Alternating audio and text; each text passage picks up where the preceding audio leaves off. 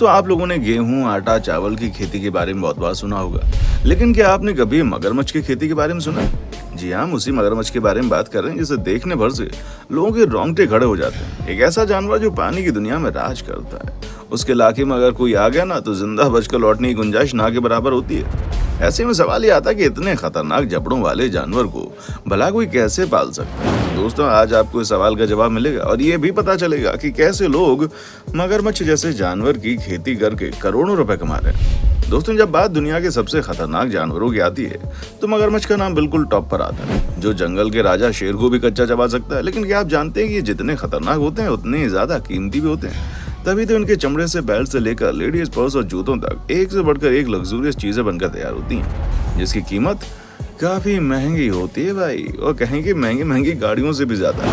ये वजह कि बहुत ही बड़ी संख्या में मगरमच्छ की खेती की जाती है, जहां लोग बचपन से इनको पालते पोसते हैं और सही वक्त आने पर इन खूंखार जानवरों को मार देते हैं, जिसके बाद इनकी खाल अलग कर दी जाती है और अंदर का मांस अलग कर दिया जाता है। जहां एक तरफ खाल के इस्तेमाल से लग्जूरियस चीजें बनाई जाती है, तो वहीं मगरमच्छ के मांस को मार्केट में बेचा जाता है, और ये दोनों ही चीजें बहुत ही फायदेमंद होती हैं। तभी तो अकेले थाईलैंड में 1000 से ज्यादा क्रोकोडाइल फार्म्स हैं, जिनमें 12 लाख से भी ज्यादा मगरमच्छ रहते हैं। और ये सब रहते कैसे? 12 लाख से ज्यादा मगरमच्छ, समझ रहे हैं आप कैसे रहते हैं? सोच सकते हैं आप यहाँ पर देख लीजिए। सही समय आने पर इन मगरमच्छों को मार दिया जाता है और फिर एक एक मगरमच्छ लाखों रुपए का मुनाफा देकर जाता है भाई।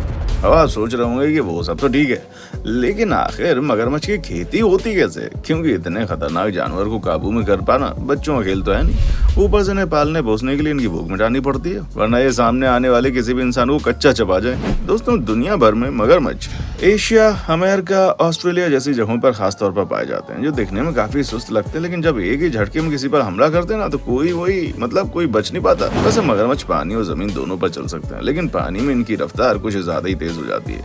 यही वजह है कि मगरमच्छ को पानी का राजा कहा जाता है। आमतौर पर मगरमच्छ की 2 प्रजातियां देखने को मिलती हैं, जिनमें से एक मगरमच्छ खारे पानी में पाया जाता है, तो वहीं दूसरा मीठे पानी में अपना बसेरा बनाता है। बस फर्क इतना है कि जो मगरमच्छ खारे पानी में रहते हैं, वो मीठे पानी में रहने वाले मगरमच्छों के मुकाबले ज्यादा बड़े और खतरनाक होते हैं, जिनकी लंबाई करीब 7 मीटर से ज्यादा होती है। और अगर हम मगरमच्छ के वजन के बारे में बात करें, तो दोस्तों 1000 से लेकर 1300 किलोग्राम तक इनका वजन पहुंच जाता है। हालांकि कुछ मगरमच्छ इससे भी ज्यादा भारी भरकम देखने को मिलते हैं, पर हैरान करने वाली बात तो यह है कि जंगल की दुनिया में जिस मगरमच्छ को देखकर लोगों की हवा टाइट हो जाती है, उसी मगरमच्छ की मीट को लोग ऐसे ही खाते हैं जैसे कि उससे पहले कुछ खाया ही ना हो। लेकिन हाँ, एक बात है, जब मगरमच्छ सामने होता है ना, तो बड़े बड़े लोगों की पतलून गीली हो जाती है, क्योंकि अगर इन्होंने किसी का पीछा करना शुरू किया तो फिर उसको कोई नहीं बचा रहा भाई। जहाँ एक मगरमच्छ की स्पीड लगभग 30 से 35 किलोमीटर प्रति घंटे होती है, और अगर इन्होंने किसी को एक बार अपने जबड़ों में दबा लिया, फिर तो समझ लो उसका काम हो गया तमाम। क्योंकि मगरमच्छ का बाइट फोर्स दुनिया में सबसे ज्यादा होता है, यानी कि मगरमच्छ के जबड़े सबसे ज्यादा मजबूत और तेज काटने वाले होते हैं, जहां इनकी बाइट फोर्स 5000 psi तक पहुंच जाती है, जिसकी मदद से ये मजबूत शेल वाले कछुए को भी ऐसे चबाकर खाते हैं जैसे कोई मिठाई खा रहा हो। और ये सब तो छोड़ दीजिए, ईंट पत्थर जैसे हार्ड चीजों को भी ये बड़े आराम से हजम कर जाते हैं। और कई बार ऐसा देखा गया है, जहां मगरमच्छ अपने शिकार को खाने के चक्कर में पत्थरों तक को खा जाते हैं, उनको कोई फर्क ही नहीं पड़ता, क्योंकि इनका पाचन तंत्र बहुत मजबूत होता है, जिसकी सहायता से किसी भी चीज को पचा लेते हैं। और अगर हम इनकी लाइफ स्पैन के बारे में बात करें, तो एक मगरमच्छ आराम से 100 सालों तक जिंदा रह सकता है। लेकिन हम इंसानों के रहते हुए भला कैसे इतना लंबा समय जी सकते हैं? तभी तो मगरमच्छ की खेती करके हम अपना तो खूब फायदा बना लेते हैं, लेकिन बेचारे जानवरों की जान के दुश्मन बन जाते हैं, ताकि हम लग्जूरियस चीजें पहन सकें और इनके मांस से अपने पेट की भूख मिटा सकें। और लोगों की इसकी जरूरतों को पूरा करने के लिए थाईलैंड में 1000 से भी ज्यादा क्रोकोडाइल फार्म तैयार किए गए। अगर आंकड़ों पर नजर डालें, तो यहाँ पर हर साल 12 लाख से ज्यादा मगरमच्छों को मौत की नींद सुला दिया जाता है, और देखते ही देखते व्यापार तेजी से बढ़ता जा रहा है, जिसमें सबसे पहले तो लोग मगरमच्छ के दिए अंडों को सुरक्षित जगह पर रखते हैं, ताकि मगरमच्छ का एक भी अंडा खराब ना हो जाए। जहाँ एक बार में एक मादा क्रोकोडाइल 10 से 60 अंडे दे सकती है। अंडे देने के बाद उन्हें करीब 80 दिनों तक इंक्यूबेट किया जाता है। एक ऐसा प्रोसेस है जिसमें जानवरों के अंडों को जल्दी विकसित कर दिया जाता है, ताकि अंडे के अंदर मौजूद बच्चे अपने आप अंडे से बाहर निकल जाएं। जैसे मगरमच्छ के बच्चे अंडे से बाहर निकलते हैं, उन्हें पानी के अंदर डाल दिया जाता है, जहां इन तस्वीरों के जरिए आप इनकी तादाद देखकर समझ ही सकते हैं कि कितने बड़े लेवल पर इनकी खेती की जाती है।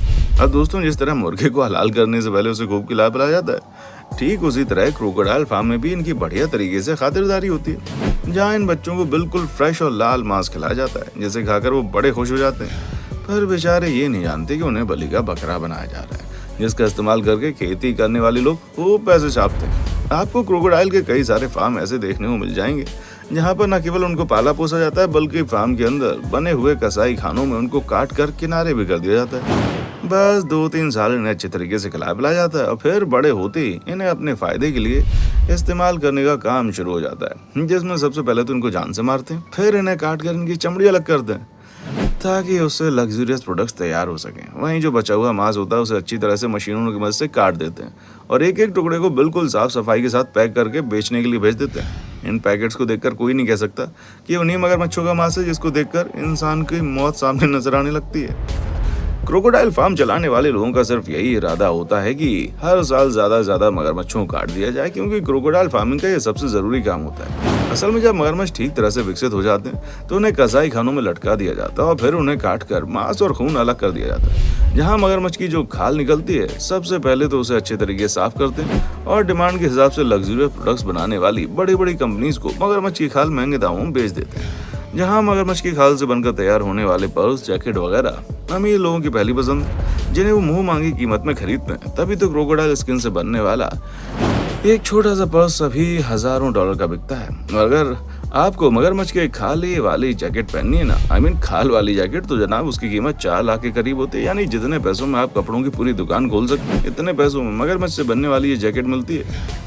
पर हैरान करने वाली बात तो यह है कि इतनी महंगे होने के बाद भी लोग इसे खरीदना नहीं भूलते। तभी तो मगरमच्छ की खेती इतनी जोरों शोरों से चल रही है कि लोग इतना भारी मुनाफा कमा रहे हैं। हाँ, कपड़ों और लग्जरियस चीजों की बात फिर अलग ही है, पर आप ये जरूर सोच रहे होंगे नॉन वेजिटेरियन चीजों के इतने सारे विकल्प होने के बाद भी लोग मगरमच्छ जैसे खतरनाक जानवर क्यों खाते हैं। तो इसे खाने वाले लोगों का कहना है कि मगरमच्छ के शरीर में ऐसे बहुत से पोषक तत्व पाए जाते हैं जो हम इंसानों के लिए काफी फायदेमंद होते हैं, जिसकी वजह से कई सारी बीमारियों से छुटकारा पाया जा सकता है। और इसी चीज की दुहाई देकर लोग मगरमच्छ जैसे जानवर के मांस को खाने से पीछे नहीं होते।